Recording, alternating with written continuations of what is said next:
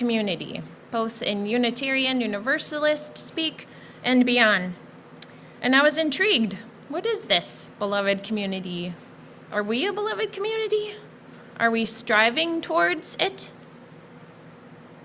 It sounded pretty good. I thought it would be a great concept to explore with you, so that's what we'll do here today. I quickly learned, after doing research, that beloved community is a vision. It's a beautiful, sweeping one with origins in Dr. Martin Luther King Jr. I realize as our fellowship has focused on love, the theme of love, this month of February, Dr. King may have come up once or twice before, but you know what, I'm not apologizing for talking about him again. This man makes me proud to be human, to be one of his species. He has a great, wide legacy of love, and I hope we can scratch the surface of it, or maybe even more, together.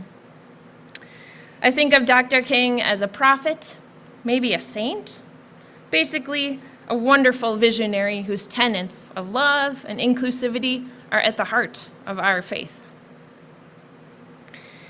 So the King Center, the organization that continues the good work of Dr. King, has a great synopsis on their website of the term beloved community. And I'd like to share some of those excerpts with you. Beloved community is a term that was first used early in the 20th century by a man named Josiah Royce, and he founded the Fellowship of Reconciliation. Dr. Martin Luther King was also a member of the Fellowship of Reconciliation, and he popularized the term.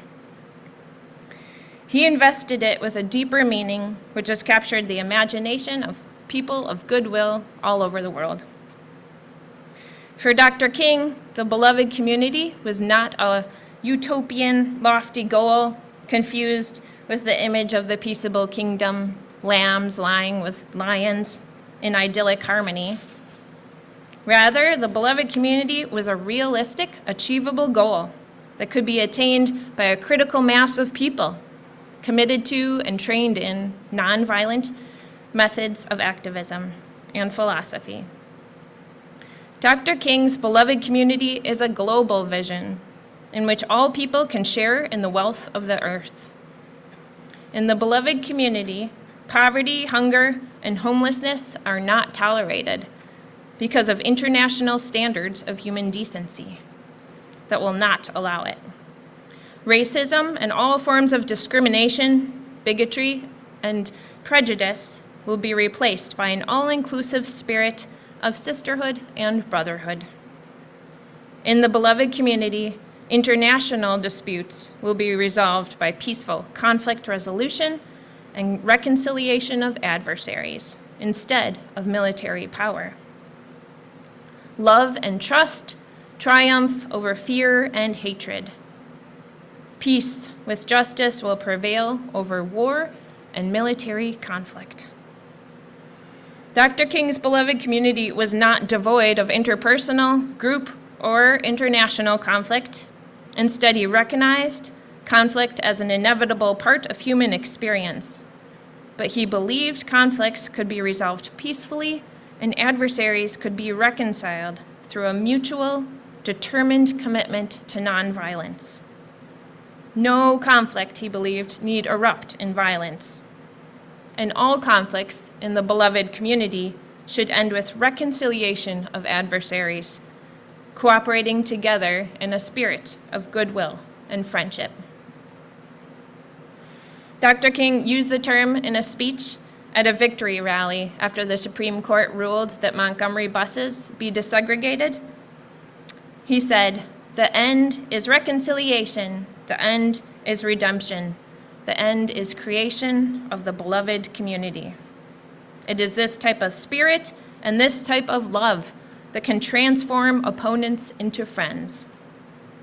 It is this type of understanding goodwill that will transform the deep gloom of the old age into the exuberant gladness of the new age. It is this love which will bring out miracles in the hearts of men. So the core value that Dr. King articulated at the heart of his beloved community was agape love.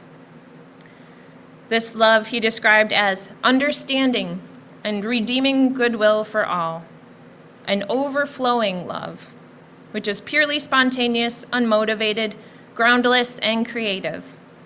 The love of God operating in the human heart. He said that agape does not begin by discriminating between worthy and unworthy.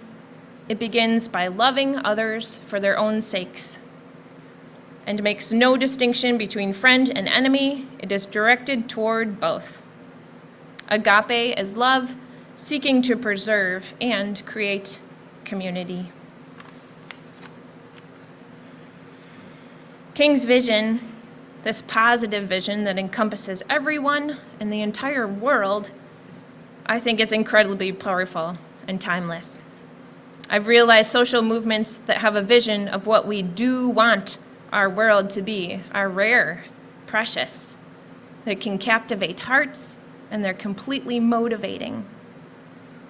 Now that we know what beloved community entails, the term behind it, and the history of Dr. King using it, we can know and feel and share King's beautiful vision of beloved community. And I ask of us, what are we, as Keweenaw Unitarian Universalist Fellowship, what do we envision as a community we want to be? Are we a part of King's visionary beloved community? Do we work to realize it? As I was asking these questions, I went to Ellen, our president, and asked her about the term and the language of beloved community in any of our fellowships documents. And she pointed me towards the covenant. She said, our KUUF covenant holds our ideas about how to make a beloved community within our congregation. So I checked it out. It's on our website, but it is a great framework to reference and see how we can implement a beloved community amongst ourselves.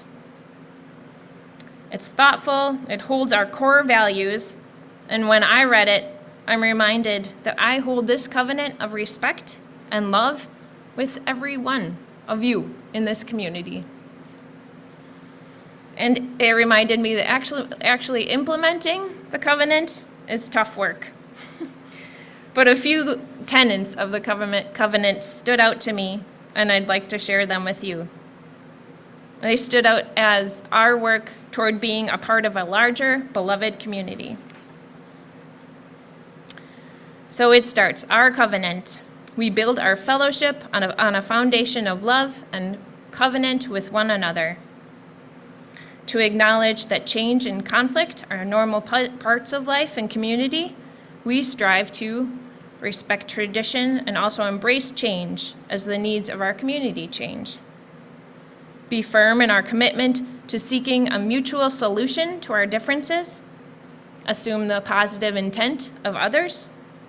Work out conflicts respectfully using our conflict resolution process. And there's a link to it on the website, which is handy. We have it all lined out there. Another tenet is to be generous with our gifts in support of our mission. We strive to give of our time, talent, and resources as we are able to keep our community vital and strong. To provide our leadership with the resources they need to be effective in their roles. And to work together to be a religiously liberal voice, seeking environmental and social justice in the larger community. So these are the tenets that guide us, help us practice a loving community amongst ourselves, and then bringing this self and these practices to the larger world. Not denying conflict, but working toward resolution and reconciliation, nonviolence and justice for all people, toward a beloved community. We share this vision, and we do this work. It is not easy work. How do we reconcile? How do we reconcile the terrible treatment and silence that our Black and Indigenous people of color, our brothers and sisters, have endured for hundreds of years and still endure? How do we reconcile this discrimination that persisted through our institutions and our politics by our actions that sometimes we weren't even aware of?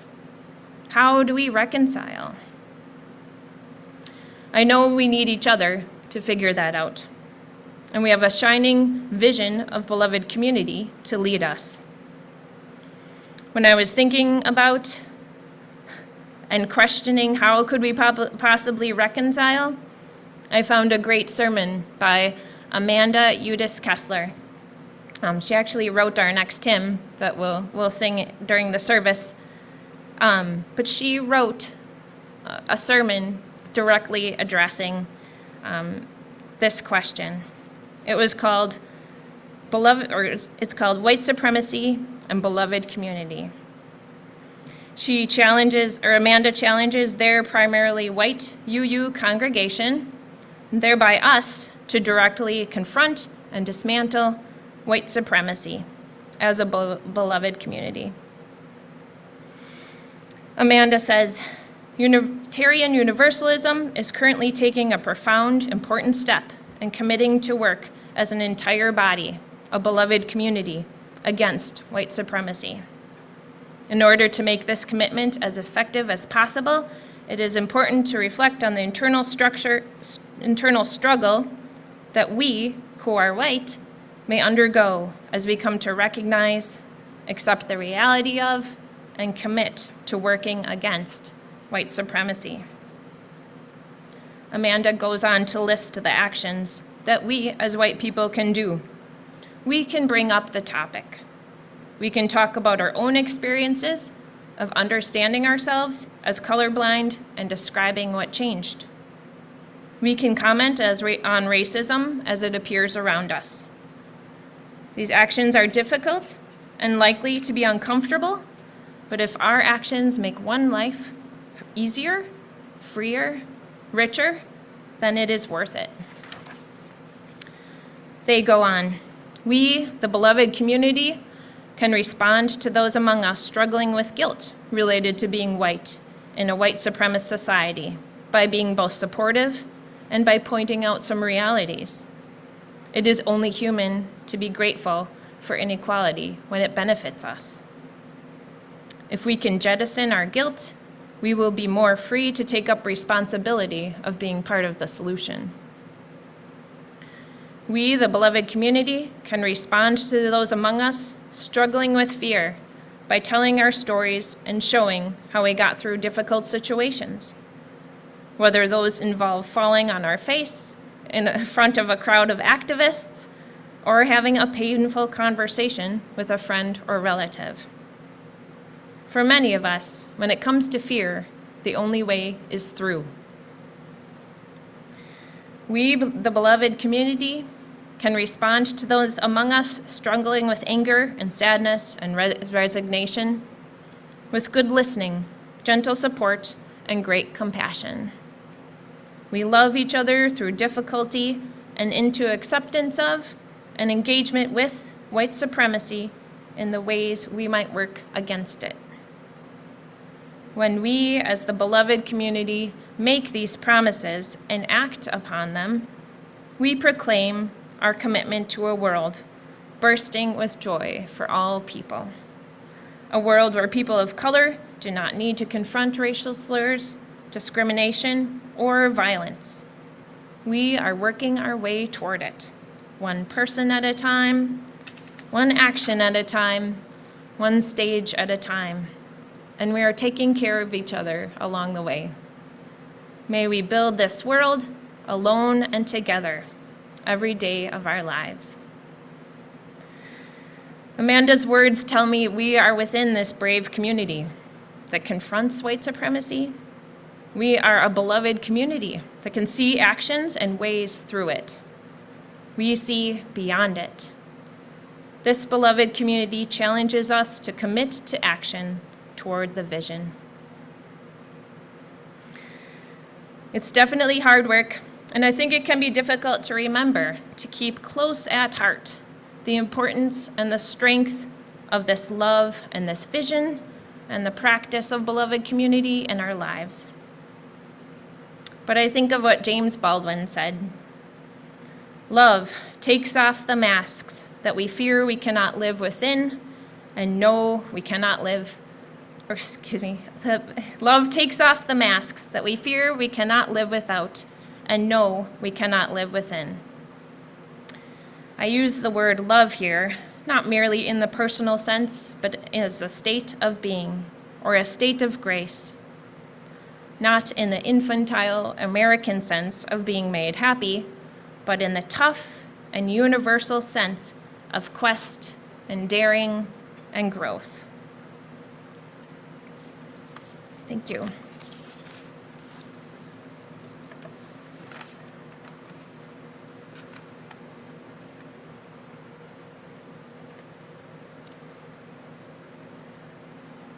Please stand as you are willing and able for our next hymn.